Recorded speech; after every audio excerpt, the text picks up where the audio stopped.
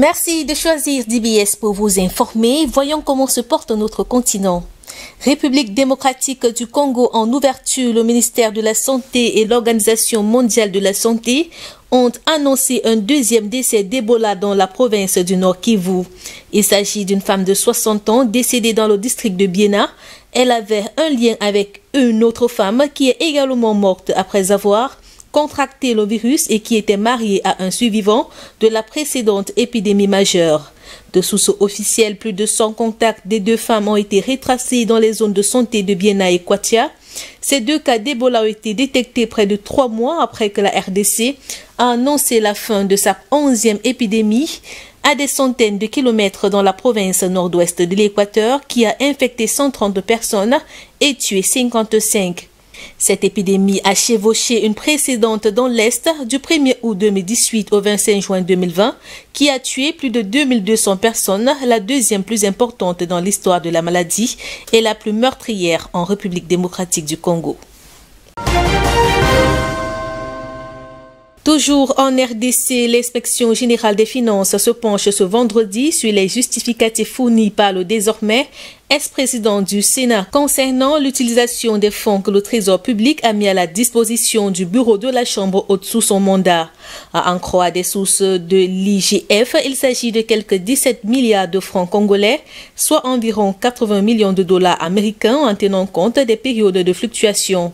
Alexis Tambwe Mwamba, ex-président de la Chambre haute du Parlement, a bien fait parvenir des explications dans le délai de 5 jours imparti. Contraint à la démission récemment, le 9 février, il a affirmé n'avoir reçu sous son mandat qu'environ 105 milliards de francs congolais, 12 milliards de moins que donc ce qui figure au tableau récapitulatif. Présidentielle au Bénin à 2 mois du scrutin, aucun candidat des grands partis d'opposition n'a pu réunir les 16 parrainages requis pour son dossier, risquant donc une invalidation de leur candidature. Faute de députés et d'élus locaux issus de ces rangs, l'opposition dénonce un verrouillage qui ne permet qu'au seul président Patrice Talon d'obtenir les 10 parrainages. Les démocrates ont dénoncé une fois de plus la confiscation du parrainage par les partis de la mouvance présidentielle. Ils disent avoir rempli toutes les conditions pour participer à la présidentielle du 11 avril prochain, excepté celle relative à la fourniture des formulaires de parrainage. Mais la réplique au doigt accusateur ne s'est pas fait attendre. Les députés favorables au président sortant candidat à sa propre succession ont tenu à repréciser les choses, déclarant que le parrainage n'est pas portable, mais plutôt quérable. Selon eux, il appartient aux partis d'opposition de venir chercher les parrainages et non le contraire. Au total, 20 candidatures, dont celle du président Patrice Talon, ont été déposées à la commission électorale. Selon une source proche de l'instance en charge de l'organisation de ce scrutin, parmi ces dossiers, seule celle du président Talon et celle des forces Kori pour un Bénin émergent, considéré comme la plus grande formation politique d'opposition, remplissent les critères de parrainage. Ce parti, anciennement dirigé par l'ex-président Yayi Boni, qui l'a quitté en février 2020, l'accusant d'être devenu pro-Talon, a déposé la candidature d'Alassane Soumanou, un ancien ministre. Le nouveau parti de Boni Yayi, les démocrates, a lui déposé sans parrainage la candidature de l'ancienne ministre Reka Madougou. Ces candidatures doivent encore être validées par la Cour constitutionnelle.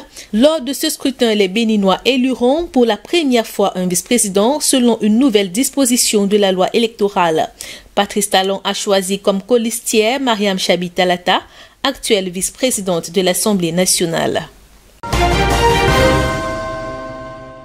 En Côte d'Ivoire, la branche FPI pro-Gbagbo attend toujours le retour de l'ex-président qui vit à Bruxelles depuis son acquittement en première instance par la Cour pénale internationale en janvier 2019.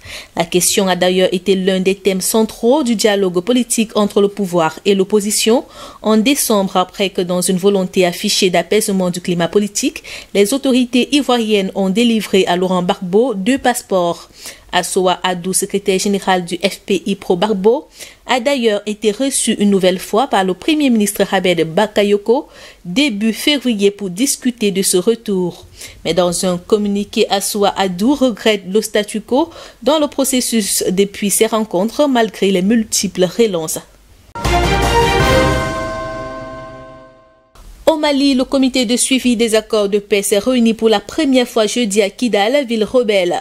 Objectif relancer ce document signé en 2015 afin de rétablir la stabilité dans le nord du pays. L'accord prévoyait notamment une coopération entre les rebelles et l'armée malienne et un vaste programme de décentralisation dans ce territoire d'environ 19 millions d'habitants.